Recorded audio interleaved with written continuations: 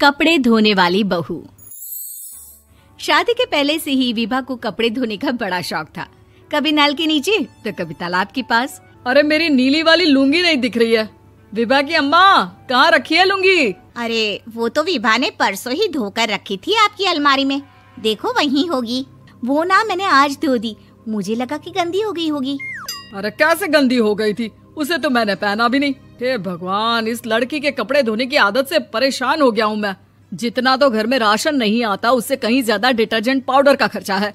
इसकी शादी करवा दो, शादी। जाए अपने घर में ही करे काम, फिर चाहे घर के कपड़े धोने हो या पूरे गांव के।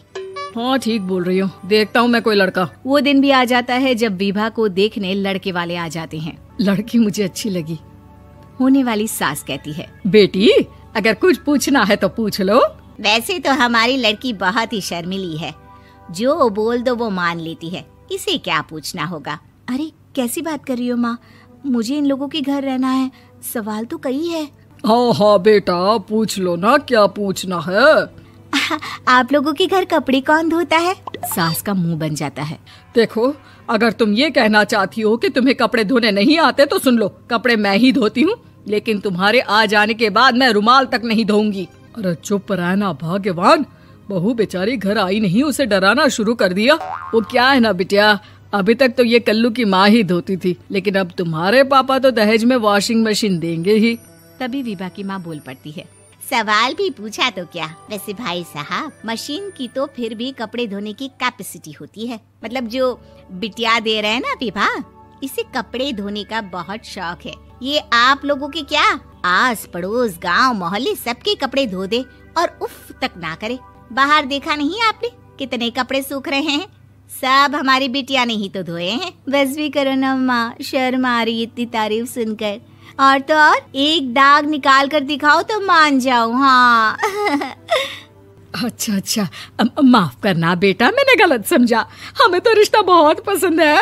और ऐसे जुड़ जाता है रिश्ता कपड़े धोने का शौक रखने वाली विभा का। उसकी शादी हो जाती है कोयला फैक्ट्री में काम करने वाले कल्लू के साथ। शादी के बाद अचानक विभा चिल्लाती हुई सास के पास आती है। सासू माँ, अरे सासू माँ कहाँ है आप? ये तो धोखा है, धोखा दिया आप लोगों ने मुझे। इसे ससुर के चक्कर के बारे में पता चल गया। अरे तो उसमें तुझे क्यों धोखा मिला है? अरे नल में पानी नहीं आता, कपड़े कैसे कब धुलेंगे? अच्छा, तू पानी नहीं आ रहा उसकी बात कर रही है। तो आपने क्या सोचा? कुछ नहीं। अच्छा, तेरी माँ ने कहा था कि कपड़े धोने का शौक है तुझे, याद आया मुझे। शौक बोलकर कपड़े धोने वाले मेरे जुनून को कम ना आके सासू माँ, कपड़ा धोना मेरा गुरूर है। तभी पति भी वहाँ आ जाता है। अभी मैंने इसे सनी देओल की फिल्म दिखाई है, उसी के डायलॉग मार रही है माँ। अच्छा सुन, साफ साफ बता रही हूँ, पानी सुबह 4 से 6 और शाम को 10 से 12 आता है, समझी? विभा टाइमिंग सुनकर हैरान हो जाती है। ये क्या भूतों का मोहल्ला है? सुबह 4 बजे उठकर कौन कपड़े धोता है? 4 बजे टंकी में पानी जाता है, फिर सारा दिन धोना ना, किसने मना किया?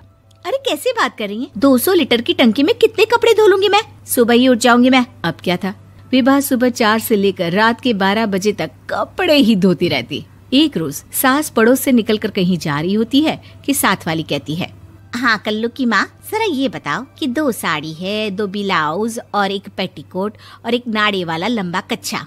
हाँ तो? अरे तो क्या, कितना लोगी धुलाई ये बताओ। धोबन दिख रहे हैं हम क्या? हमारे पति सरकारी नौकरी से अभी रिटायर हुए हैं और बेटा सुपरवाइजर है कोयला फैक्ट्री में। धोबन समझ रखा है हमें? हाय रे कल्लू की अम्मा, माफ कर दो, वो तो मोहल्ले में यही सब बता रहे थे कि तुमने बहू को कपड़ा धुलवाने के काम में लगा दिया है। सास को पड़ोसन की बात सुनकर गुस्सा आ जाता है। वो घर पहुंचती है जहां घर के बाहर ही इतने सारे कपड़े सूख रहे होते हैं जितने कि किसी धोबन के घर पर। अरे ओ कल्लू की दुल्हन, बाहर निकल।